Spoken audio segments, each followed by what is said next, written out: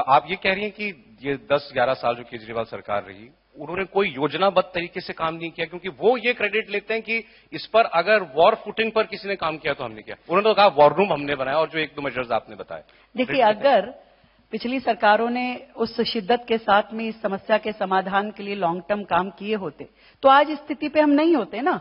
आप देखिए, हर साल पॉल्यूशन बढ़ता जा रहा है धीरे धीरे धीरे धीरे, और इस साल जब हम 2025 की बात करते हैं तो पिछले सालों की कंपैरिजन में थोड़ा बेहतर हुआ।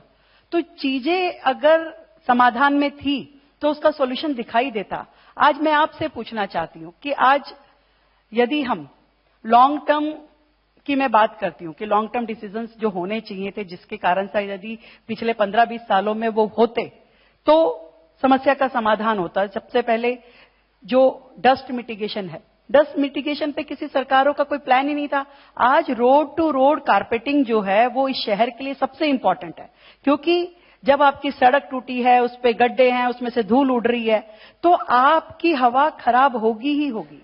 उसमें आपको ये समझना पड़ेगा कि इस पूरे शहर में जितनी सड़कें हैं, या तो वो कारपेटेड हो या फिर उसमें साइड में जो हम ग्रीन बेल्ट डेवलप करते हैं वो होना चाहिए। तो वो सरकार ने कभी उसको प्लान नहीं किया। दिल्ली की सारी जो सड़कें टूटी हुई हैं वो कोई हमारे आने के बाद नहीं टूटी, वो पहले से टूटी हुई थी। हमने तो आने के बाद उसका फेजेस में प्लान बनाया कि इस साल हमें कितनी किलोमीटर सड़क बनानी है, अगले साल कितने किलोमीटर बनानी है, ताकि ये डस्ट मिटिगेशन पूरी तरीके से हमारी दिल्ली में इफेक्टिव हो। और इसी तरीके से ट्रांसपोर्टेशन है। आज सबसे बड़ा पॉल्यूशन का कारण जो है वो व्हीकुलर एमिशन है। तो इतने सालों से ये चलना चाहिए था कि धीरे धीरे हम क्लीन फ्यूल पे आते और हम अपना पूरा पब्लिक ट्रांसपोर्टेशन को क्लीन फ्यूल पे लेकर आते। वो पिछली सरकारों के कार्यकाल में नहीं हो पाया। आज यदि हो गया होता तो इसकी बात हमें क्यों करनी पड़ती। पहली बार दिल्ली में maximum level of EV buses है, यानी कि हमारे पास दिल्ली में 3600 ईवी बसेस हम अपनी पब्लिक फ्लीट में चला रहे हैं। और इस साल के आखिरी तक हमने टोटल 7700 बसेस जो है ईवी की, पूरा जो हमारा फ्लीट है पब्लिक ट्रांसपोर्टेशन का, उसका टारगेट लिया।